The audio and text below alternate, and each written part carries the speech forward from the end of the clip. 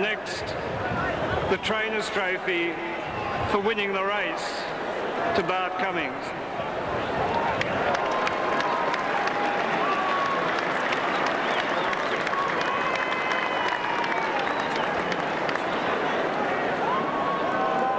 Ladies and gentlemen, Mr. Tan to respond on behalf of the owners. Sir William Dean and Lady Dean, Mr. Burke, Chairman of VRC and committee members, Ted Condell of Forces, thank you very much for sponsoring, and to all you race goers, thank you for your reception. They asked me, how do I feel after winning this one? They asked me, after winning the Cox Plate, I don't know. This motor of mine is getting old, but it's still going. But Saintly, what can you say about Saintly? I can say, in an Australian language, Saintly, you built. And to Bart Cummings, who not only bred the horse, who trained the horse and co-owned with us, I say, you built. And to Darren Beadman, if there's such a thing as a copybook right, this is it.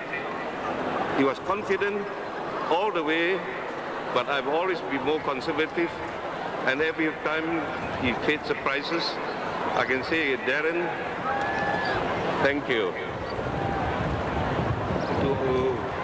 To my manager, Duncan Ramesh and Nigel, to all in Lenani Dodge, be it in Sydney or in Melbourne, thank you. Last and above all, but my wife, this is the first time Wallin is here with me, always camera shy, always says she'll prefer to stay at home. I'm glad she's with me. And in my moment of joy, I will say to my other shareholders, enjoy yourself and good punting, friends.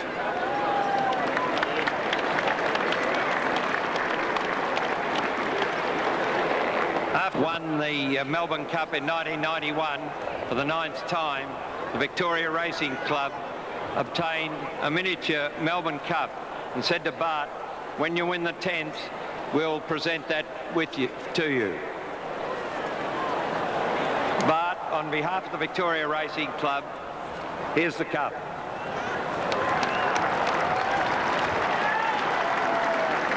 I call for 3 cheers for Bart Cummings. Hip hip. Hip hip. Hip hip.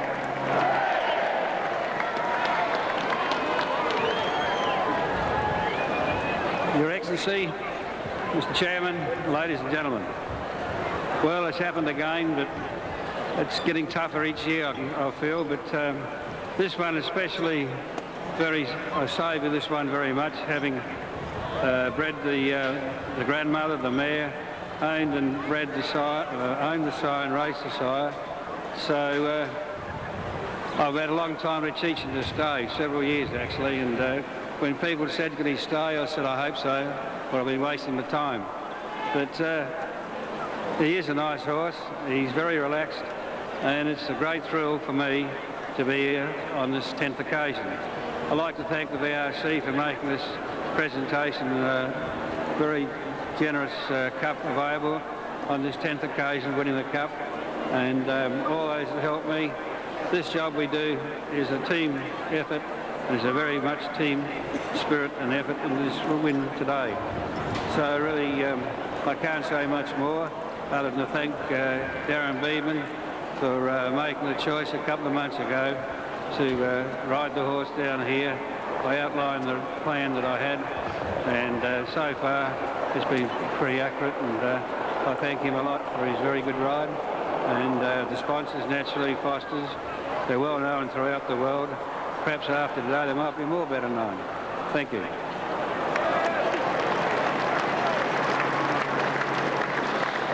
Bart Cummings, this is your day. Ladies and gentlemen, Mr. Ted Kunkel to make the presentation to the winning jockey.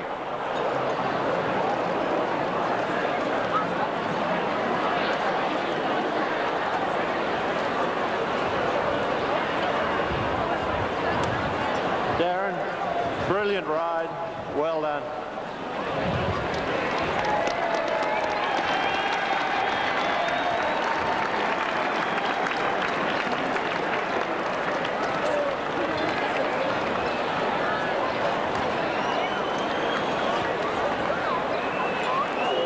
Governor General, Mr. Kundle, Mr. Burke, members of the VRC committee, distinguished guests, ladies and gentlemen. Well, I've won one Melbourne Cup, but winning the second feels twice as good. I'd just like to thank the Lord Jesus for his blessing. I really thank you, Lord. I'd like to thank Foster's for sponsoring this race. I'd like to thank Mr. Dardo Chin Nam, his wife, Dan Teen,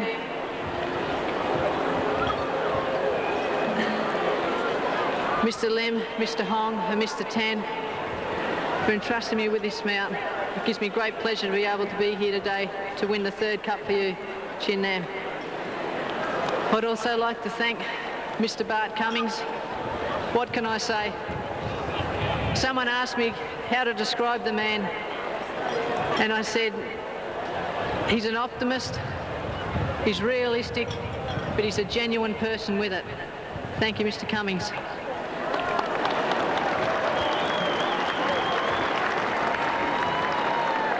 I'd also like to thank Duncan Ramage for his support also, all the staff back at Leilani Lodge and in Sydney. I'd like to thank my dear and darling wife Kim, who's here today. Thanks, Dale, for coming and supporting me, and I love you dearly. And all my children back home, I guess they'd be just getting out of school. Mitchell and Jessica and Rachel, I thank them and I really honour them. I'd also like to thank my manager, Johnny Kerwick, who come down here today.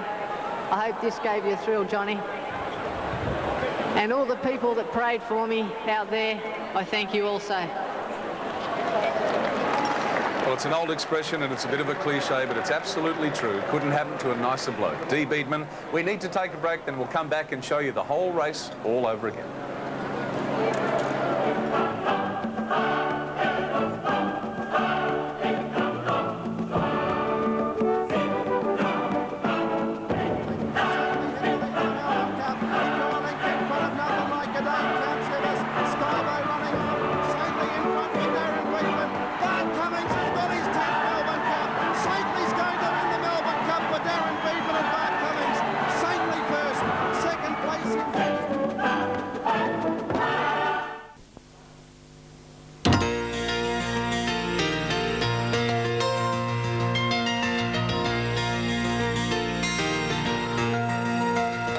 Jumping off the train and arriving at Flemington way back in the old days. They still do it, they still come, and I'd suggest about 100,000 of them have done it by various means today. Come here, and there they are at this great racecourse for what is really the day, not just one of the days, the day on the Australian sporting calendar, the 1996 Melbourne Cup.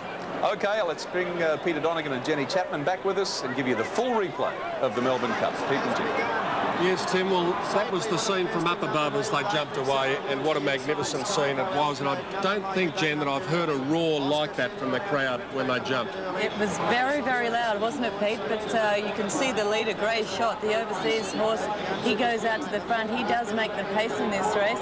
And you can see Darren Beedman just tucked away on the inside on Stately. What a superb ride it was from him. Now, that's Fewer Chosen going forward in the dark colours on the outside. Grey Shot has taken the upper hand. It's nothing like a Dane on the inside. inside. In third placing, Melbourne punters have been critical of Shane Dye's riding in big races over the years, in various races. They could not criticise this. He rode this horse perfectly. He did ride him perfectly. In fact, he looked at major chances they came around the turn into the straight, but he just couldn't go on with it. And of course, Doremus, last year's winner, well back, third last in the field there in those pink and blue colours. Okay, so that's Fewer Chosen outside the leader, Grey Shot. Nothing Like a Dane's on the inside.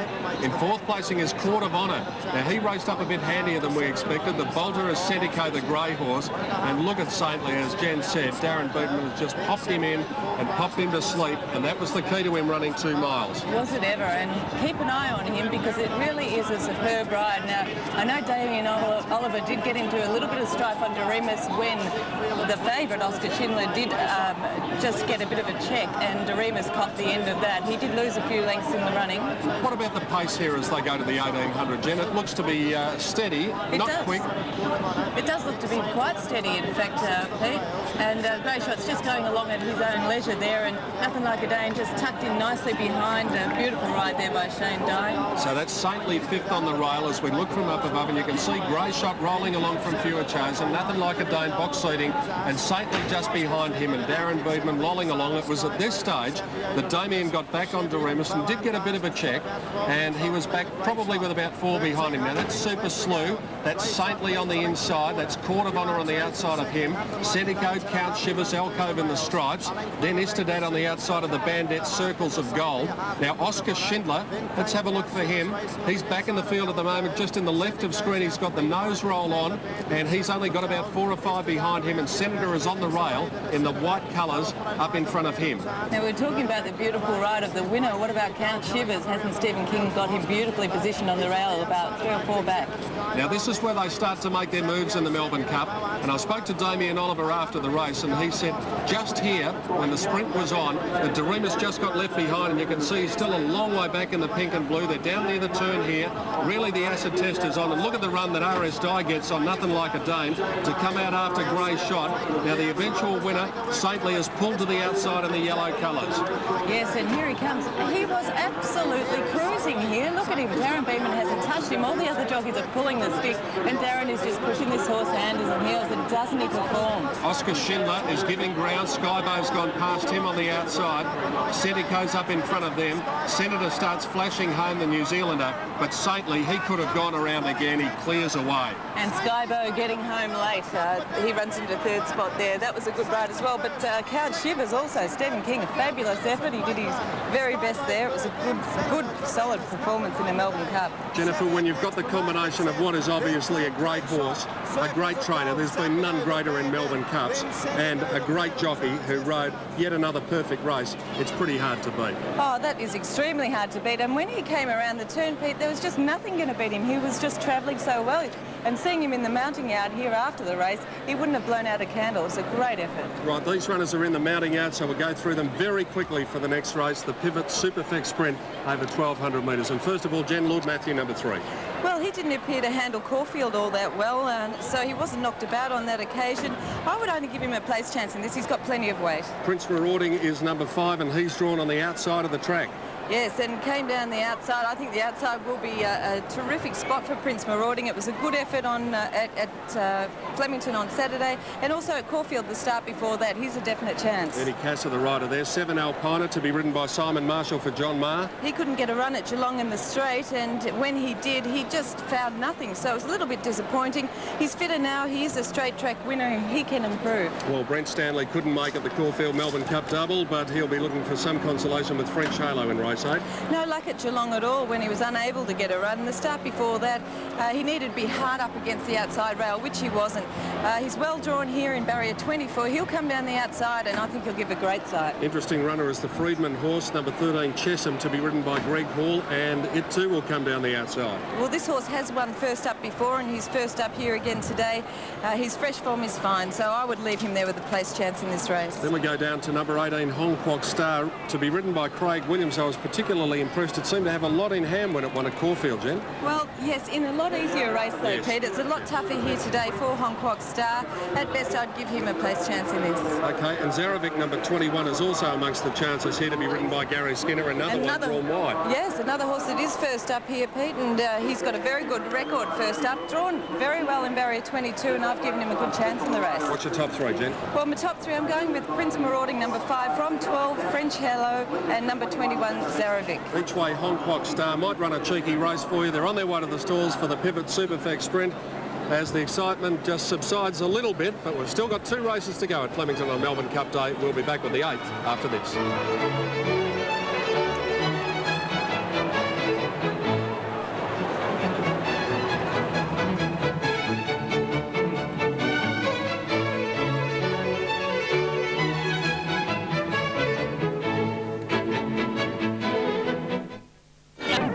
Well, he might have just won the Melbourne Cup, but it's business as usual for Darren Beadman. He's going up to the start on the Rand here in race 8, the Pivot Superfect Sprint. Run over the 1,200 metre course, the straight 1,200 metre course, and one would think that they will be coming down the outside again. There doesn't appear to be quite as much as there was on Saturday between the inside and outside, but most of them will be making a beeline for the outside of the track. As I mentioned, the straight 1,200 metre course here.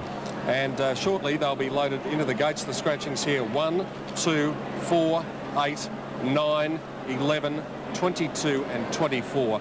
And so 8 scratchings, and we have a field of 16. Roy Higgins is with me now. And as we watch that man going up to the stalls, Higgs, you'd have to give him 10 out of 10 for that. An outstanding race, an outstanding horseman. I just cracked a little joke with him walking across the mounting yard. I said, "Well done, Darren." He said, "Gee, I wished I wasn't riding in this race." The horse was sweating and shaking and going on. I bet the jockey's a bit the same. It's enormous. It's a feeling that you cannot explain. However, there is a winner in the next race, and we've got to try and find it. As you mentioned, down the outside here, I've stuck with number 12, French Halo. He's drawn 24 Barrow. He's reached his peak. He's had the 2 runs from a spell. Did look well going through. I marked him on top of number 7, Alpina. Another horse that just completed 2 runs from a spell. This horse looked in excellent shape.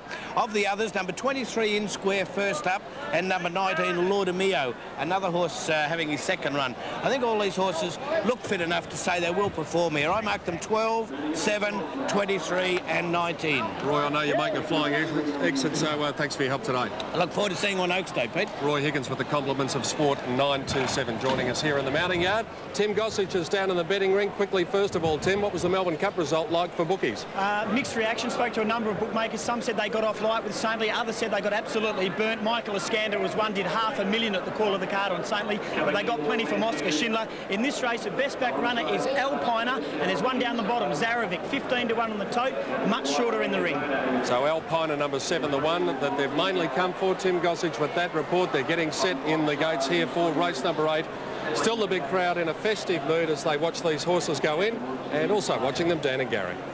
Yeah, thank you, Peter. Great sight there from behind the barriers. The famous straight 6, Gary Willits. Very famous straight 6 indeed. You've ridden many winners down that course. Yes, definitely, and it's going to be interesting. I do think the inside's dried out quite a bit, Dan, since we had a look this morning at 10 o'clock. But most of the main chances seem to have drawn the outside.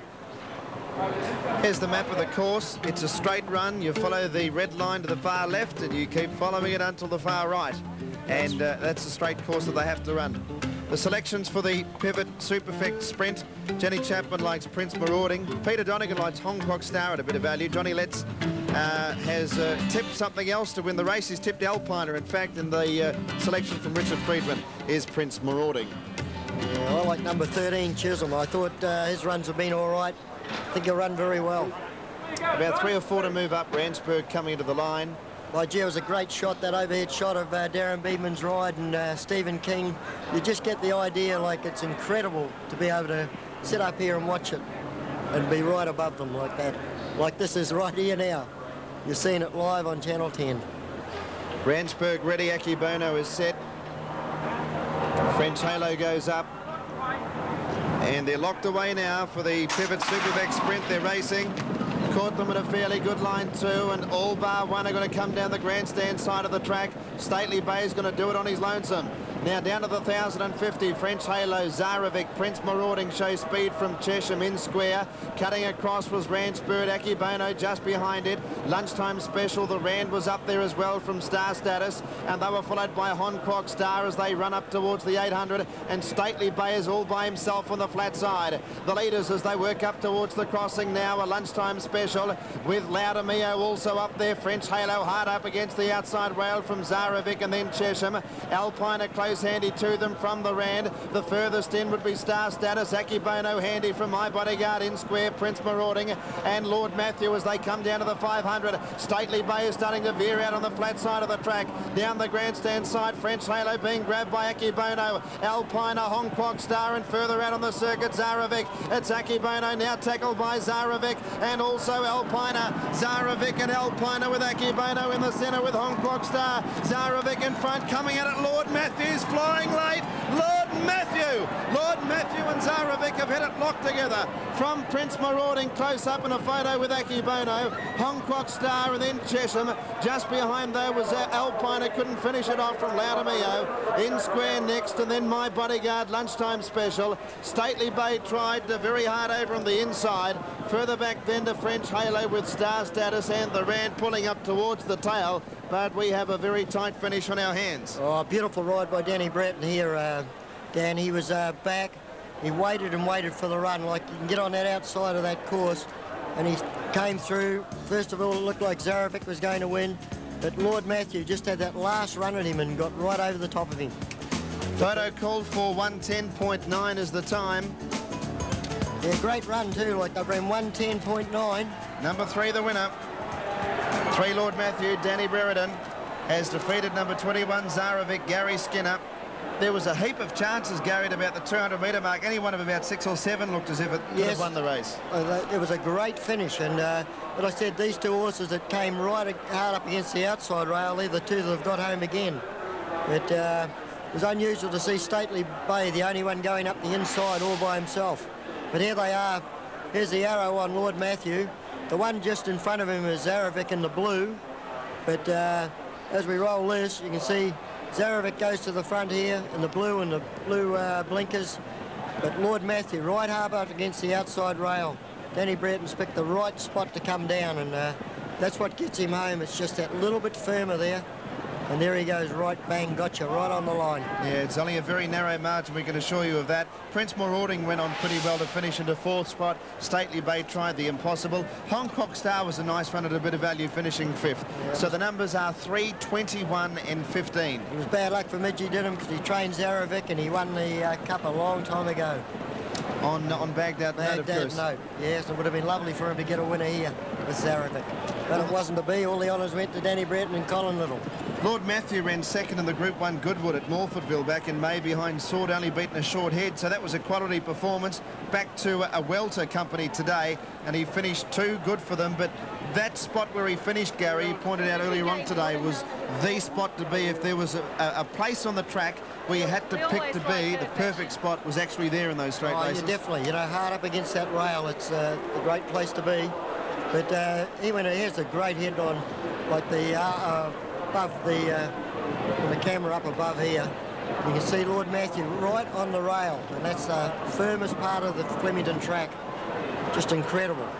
He hasn't shifted 1 inch off that fence. And you can see Zarovic in the blue. He's just got away from the fence and left that run for Lord Matthew. And home he's gone. Isn't it a super shot? Dan Brereton, the winning rider. He rode Lord Matthew to victory in the Pivot Supervec Sprint, and he's with John Letts. Danny, you dropped out a little bit early and then come down, got right to the outside rail. Yeah, well, he drew, if he was going to barrier 3, Colin Little didn't want to run the horse because, you know, not wanting to get inside, but as we spoke about, he missed the start of it anyway, and we thought we'd just go back and go straight across and ride the outside rail and ride him for luck, you know? Yeah, Danny, the last 200 metres, he really flew, didn't he? Yeah, this is a pretty good horse, this one. Yeah, he got right to the outside fence where the going was better, and you stopped the clock at 1:10, which was a very good run. Can't be lucky or unlucky. One way or the other, we got lucky, you know? Well, the thing was, you took the punt, and it worked out that way, didn't it? Yeah. And you're only right for the day, Dan? That's it, John, yeah. Terrific. Your dad will be pretty happy. I'll be right, yeah. I'm right, you will. Good luck, Danny. Thanks, John. Thank you, let's see. John Letts and Dan Brereton. Let's go to Peter the Mounting Yard. Yes, thank you, Dan. And Colin Little's just watching some of our tracking shots on the big screen. Gee, it brings you up nice and close, doesn't it? Fantastic. Great feeling watching them, Peter. It's a new dimension, really. Thanks, Jack. Gee, that was a lovely ride too. As Danny said, he hauled across the back and just found the rail. Yes, well, we were actually trying to win the last race here today, the 1,400 metres, and we were battled it out. And so plan B was run him in the 12, but he obviously gets back in the 12, and the outside seems the place to be, so we decided to ride him for luck, and he's done a great job. He's got a flying finish, hasn't he? Yeah, he's a good horse. We think he's a pretty good horse, and we were trying to get an invitation to Hong Kong, and we needed to win the last to Hong Kong Jockey Club Plate, but that's just the way it goes. Anyway, we're still happy. Well, Bart Cummings just has a monopoly on winning Melbourne Cups, but to win a race on Melbourne Cup Day must be a great thrill. Feels like 10 Melbourne Cups. Good on you, Cole. Well done. Thank you. Colin Little, the winning trainer. Lord Matthew returning now. Fine ride by Danny Brereton. And the numbers there, 3, 21 and 15. We'll be back to Flemington with the correct weight signal. Melbourne Cup Day continues, 1996.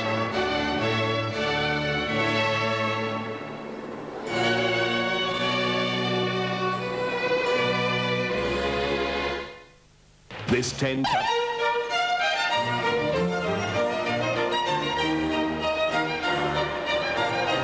The day on the sporting calendar to be thoroughly enjoyed and savoured, Melbourne Cup Day. We're after correct weight. 13G Hall, the Pivot Superfect Sprint. Thank you. From Mr. Gleeson. Over he goes to the stand. Numbers and I think he looks pretty 21, happy. 15, 5, 18 and 13. Correct weight. Correct weight is there. Just while we're waiting for dividends to come up, I can tell you Melbourne Cup punters, Beau Art for your sweeps, officially last in the Cup. Beau Art, number 13, officially last in the Melbourne Cup of 1996. There you go. Dividends are ready. Here's Danny. 3 Lord Matthew, $11.50 and $3.40. 21 Zarovic, $4.80, and number 15 Akibono, $22.30. The Quinella, $133.10. The Exacta, $134 even. The Running Double, $101.30. And the Quaddy, I can tell you, paid $311.70 on 2253. And the Trifecta is up. It's $13,777.30. Margins were ahead by 3/4 of a length. Fourth was number 5, Prince Marauding, and Tim. Fifth home was number 18, Hong Kong Star. Danny, thank you. And Rob Gaylard is ready for presentations down on the track. Ladies and gentlemen, the Pivot Superfecta Sprint.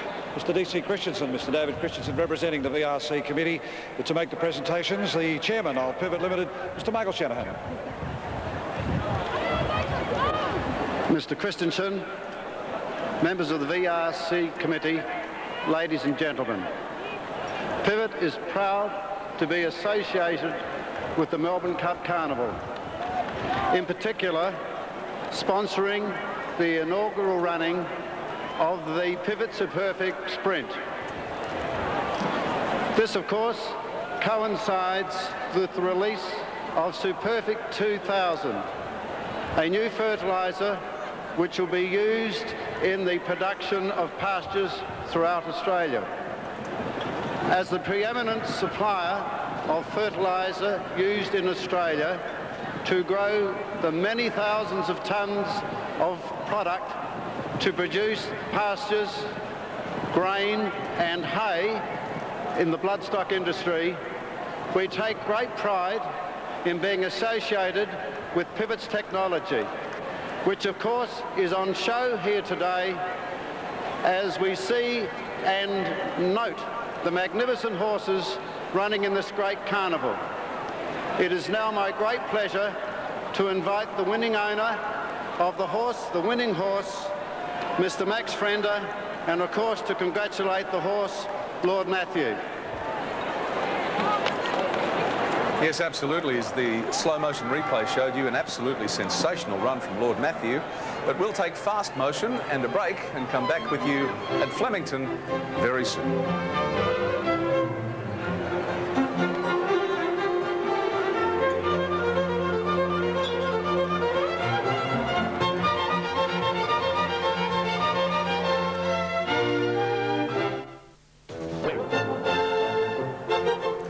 Don't think a soul's left the racecourse yet, and why would you? Beautiful afternoon, and just lolling back now. enjoying the rest of the day. The last is the Hong Kong Jockey Club Plate at 4:45 to have a preview of the race. Here they are again, Peter and Jenny.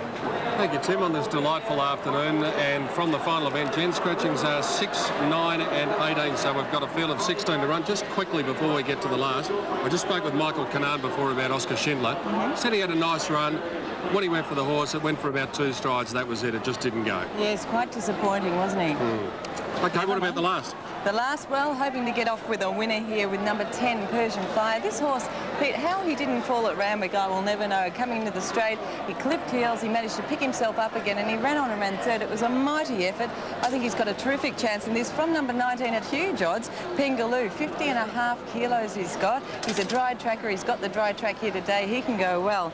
And I put in number 14, the Golden Greek. He's much better than his recent form does suggest. Yeah, I just had a glance at the tote board there. He's well over 30 to 1, Pengaloo. So... Yes, I really do like him. I think he's got a good chance at very good odds. All right, we're going to find out what all of them are showing at the moment. Let's take a look at the tote call for the final event. Daniel.